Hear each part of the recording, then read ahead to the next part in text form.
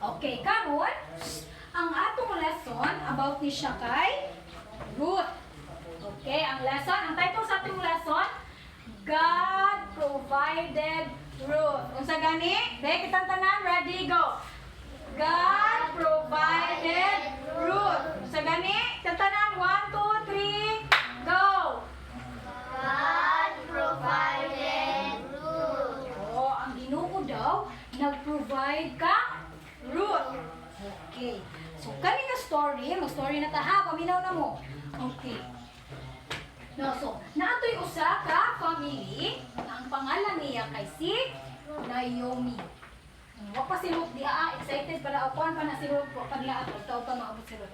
Okay, kani si Naomi taga Juda. Taga-asa si Naomi ug ang iyang family taga Judah. Ating Ramona, taga-asa si Naomi? Judah. Juda. Taga-Juda si Naomi ug ang iyahang bana ug iyang duha ka anak. Pila ang anak ni Naomi?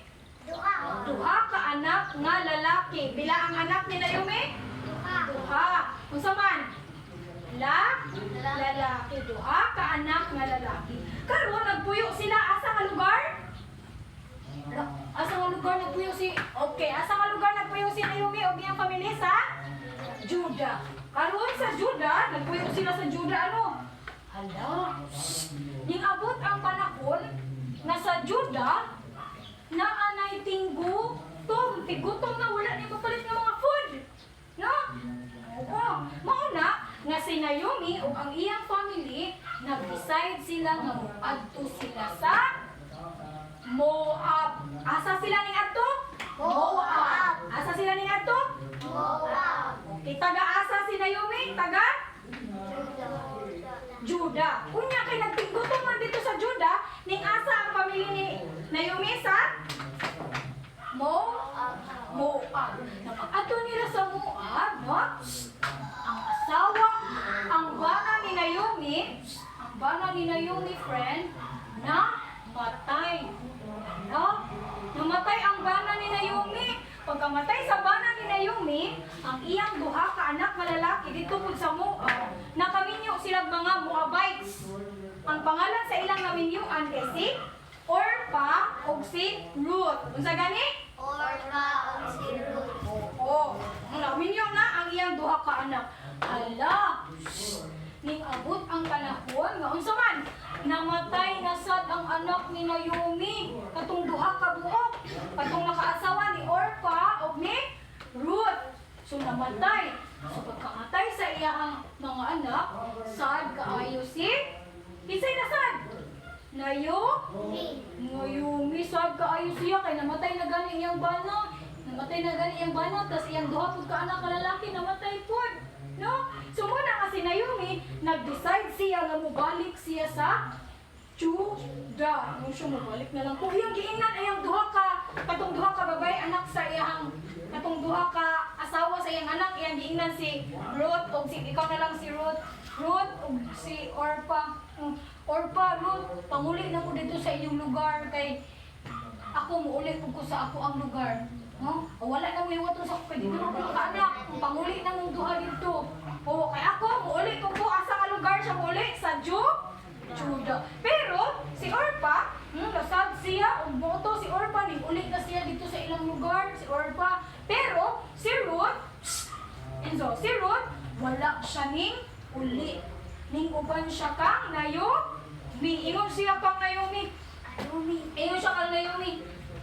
Mag-uban ko sa imo, no? Ang imo kung asa ka muadto ko. Ang imong Ginoo mausad ang akong mahimong Ginoo. Ug ang imong mga katawhan mausad ang akong mahimong mga katawhan.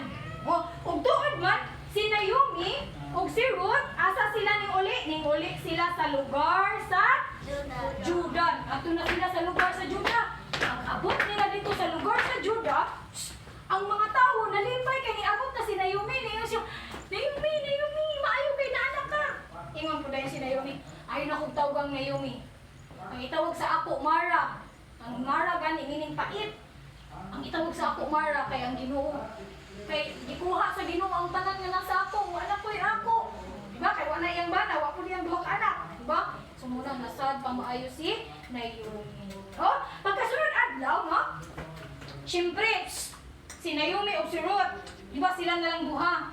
So, mangita og trabaho si Ruth para mabuhi silang duha. So, pagkaugma, si Ruth, adto siya sa kabasakan. Kita mo kabasakan, wa? Kita. Oh, adto siya kabasakan.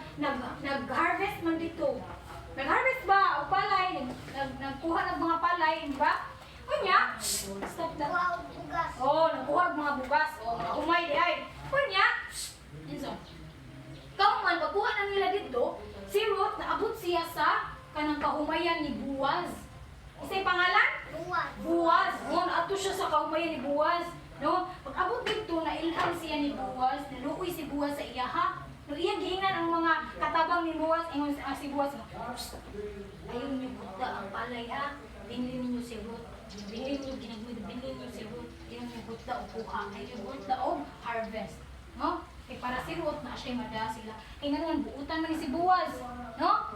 Ug tuod man, nalipay o pamaayo si Ruth. Di pa kaon pa dyan si Ruth ni Boaz. No? Nangaon pa dyan sila. Dili agdahan itong mga unta diri. Kaon pa si Ruth. Unya, nagdapot si Ruth o pagkaon para ka. Naomi. Unya, damo iyang nadanga. Bugas. No? Eh nang habdaw man to si Naomi. Damo na siya kaigdang bugas. Nalipay si Ruth. Nalipay siya. Nga to siya. Ulit na siya sa balay. Ingon siya, tanaw ma, kuan, daw ko kaayog nakuha karon. Kay naay ko sa katawo ang pangalan si Boaz. No, kanang gitabangan ko niya. No? Iya kong gipahagdaw dito sa iyang kabasakan. Ingon siya nga diha lang daw ko sa iyang kabasakan nagdaw. Ug tuod man si Naomi ingon siya.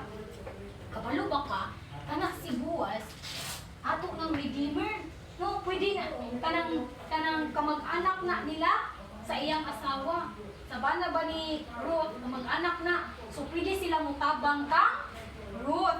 Kung tuod man si Naomi ingon siya nga, kani, Ruth, ang imong buhaton, magpagwapa ka, magsulot ka gwapa nga si Nina, niya dito ka matog dito sa ilan ni kinsa man, ni Boaz, natog man si Boaz no, natog. Niya si Ruth, diri po siya sa kilid, natog po siya dito siya ni, kay iyang tuman ang sugo ni Naomi sa iyaha. Eh para ikaw mahimong asawa ni Boaz. Okay, gusto ni Ruth nga maminyo o ni Naomi nga maminyo si Ruth kang Boaz. Kay si Boaz sa unang panahon, di ba? Pag mamatay ang bana niya, na sila kapamilya mo to ipaminyo sa katong mama. Kay para mapadayon ang ilang lahi sa unang panahon. Nya kay si Boaz kay duol man relatives man sa ni Naomi. So pwede si Boaz na imong maminyo ka Ruth. Tuod man pagkaugma, kamata ni Boaz. Shock siya kang Ruth. So niingon si Ruth sa iya nga pwede ba imo kong i-redeem tabangi ko mo. Tuod man si Boaz gitabang kang Ruth. Iya nananggid siya sa tibuok, no? Nananggid siya no nga siya ang motabang ka Ruth, siya ang mag-asawa ka Ruth. Tuod man si Boaz ug si Ruth nagkaanak sila. Ang pangalan silang anak, ang pangalan kay si Obed. Ang pangalan? Obed. O karon si Obed nagkainako na, naminyo pud si Obed, nagkaanak pud sila. Ang pangalan sa anak ni Obed? Jesse. Very good. Unya si Jesse po, nindako na, naminyo na. Ang pangalan sa anak ni Jesse? Very good. Si King David. So, diyan nag-start ang lineage. Ni Jesus Christ. Ikan siya sa kang David. Nanganak si David, nanganak. Ito kay abot si Jesus Christ. No? Inanas na nang gibuhat ni Jesus. No? Pareha kang Boaz. Iyang gitabangan si? Kisa to gitabangan ni Boaz? Si Ruth. No? Kay iyang giminyoan si Ruth. Iyang gi-redeem si Ruth. No? Iyang gilukat. No? Gitabangan niya si Ruth. Si Jesus, inanas na lang gibuhat niya. No? Kita iya tang gitabangan. Ibig nga kita to ilansang sa cross. No? Kaya ang bayad sa sala. Ang sa gani?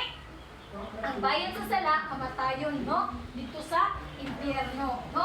Unya, pero law kaayo ta sa Ginoo, mauna nga kisay nag-redeem sa ato, kisay nagtabang sa ato isa'y naglukat sa atong, isa'y nagbayad sa atong sala, si Jesus, no? Pareho